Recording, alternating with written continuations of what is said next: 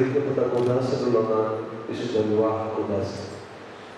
നമ്മുടെ സഭയുടെ ക്രമീകരണം അനുസരിച്ച് 7 വിശുദ്ധ കൂദാശകളാണുള്ളത്. അതിലെന്തുകൊണ്ടും ദൈവത്തിന്റെ കൃപ ധാരാളമായി നമുക്ക് ലഭിക്കുന്ന ഈ വിശുദ്ധ കൂദാശയിലേക്ക് പ്രവേശിക്കുന്ന ഈ കുഞ്ഞുങ്ങളെ ഓർത്ത് പ്രാർത്ഥിക്കുവാനും ആശംസകൾ നേടുവാനും നമുക്ക് കൈവന്നിരിക്കുന്ന ഒരു സന്ദർഭമാണ്. അനുഭവമായ നമ്മുടെ ആത്മാർത്ഥമായ നമ്മുടെ പ്രാർത്ഥന ഈ പ്രിയപ്പെട്ടവർക്ക് പ്രോത്സാഹിപ്പിക്കട്ടെ എന്ന് ഞാൻ പ്രാർത്ഥിക്കുന്നു. എന്ന്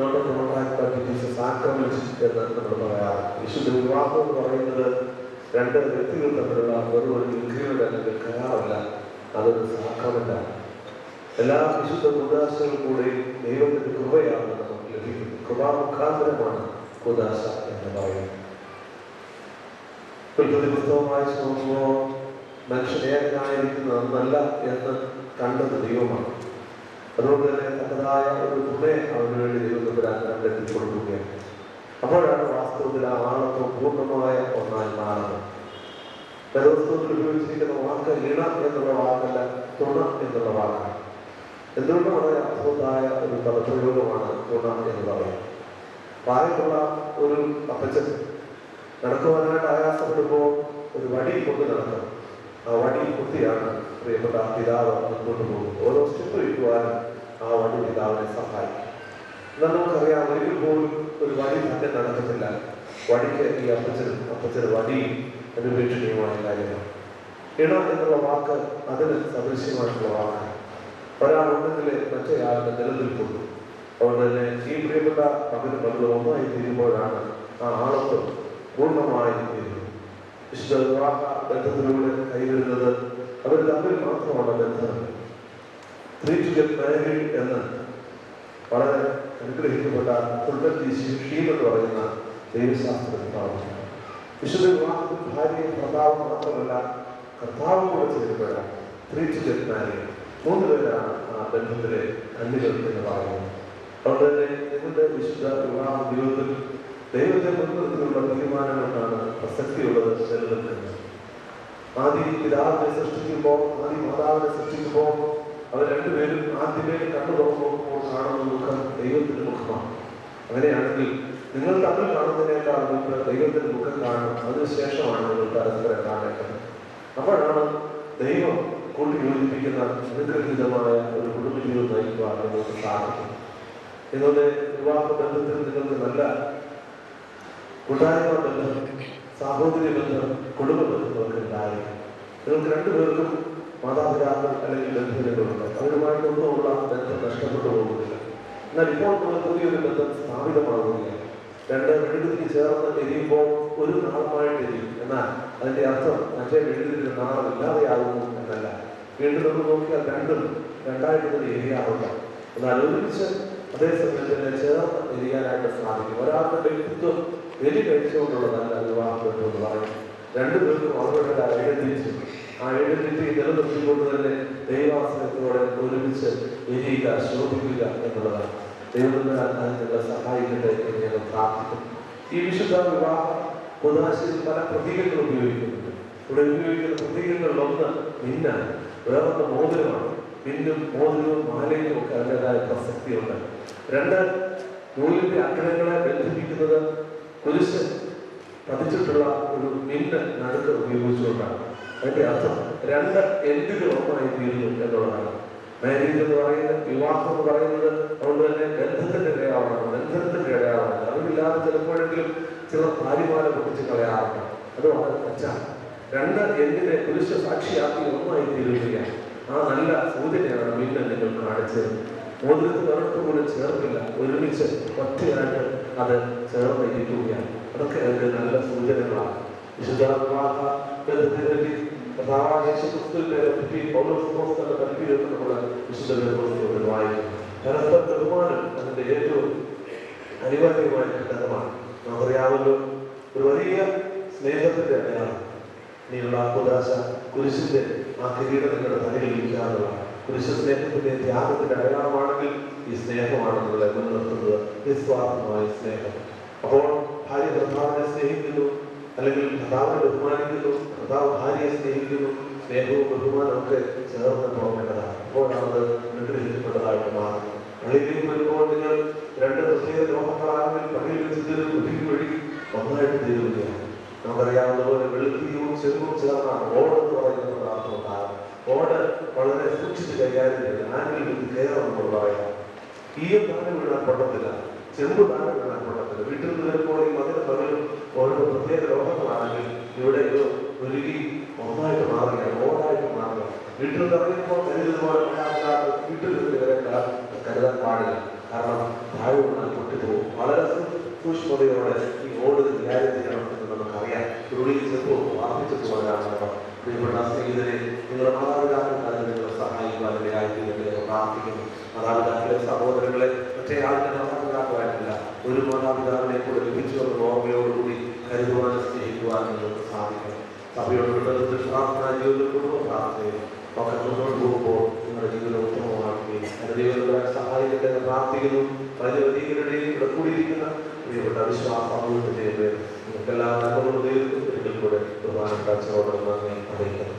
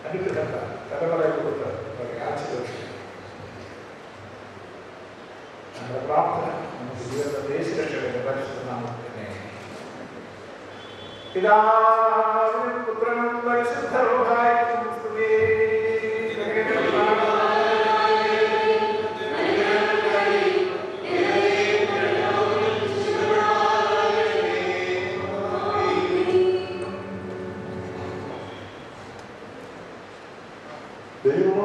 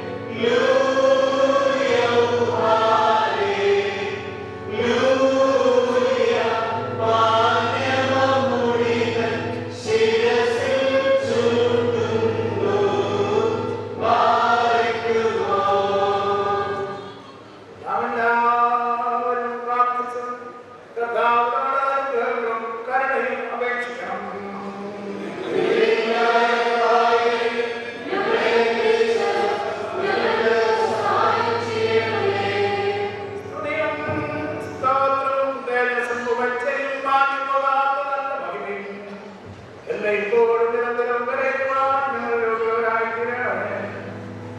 ഇരുന്നവനും ഇരിക്കുന്നവനും തലമുറ തലമുറയായി യഥാപ്രകാരമിരിക്കുന്ന സ്വയംഭൂവും തന്റെ മാതാപിതാക്കളുടെ സിംഹാസനത്തിൽ പിന്തുടർന്നുകൊണ്ട് തനിക്ക് വന്ദനമാച്ചുകൊണ്ടിരിക്കുന്ന അന്തമില്ലാത്തവനും ധാരാളമായി തന്റെ നമ്മുടെ എല്ലാവരുടെ മേലും കരുണ ചെയ്തവനും തന്റെ അടുക്കലേക്ക് നമ്മുടെ വർഗത്തെ തിരിപ്പിച്ച മഹത്വവാനും മഹോന്നതനും മണവാളന്മാർക്കും മണവാട്ടികൾക്കും സന്തോഷങ്ങളുടെ കീഴകളെ സൗജന്യത്തേക്കുമായി തന്റെ ശ്രദ്ധ സ്തുതി തന്റെ അറിയാതെ കീഴന്മാരുടെ സസ്യപൂർണ്ണമാകുന്ന ഈ നേരത്തും നമ്മുടെ ആയുസ്സിന്റെ എല്ലാ ദിവസങ്ങളും സ്തുതിയും ബഹുമാനവും യോഗ്യമായിരിക്കുന്നു.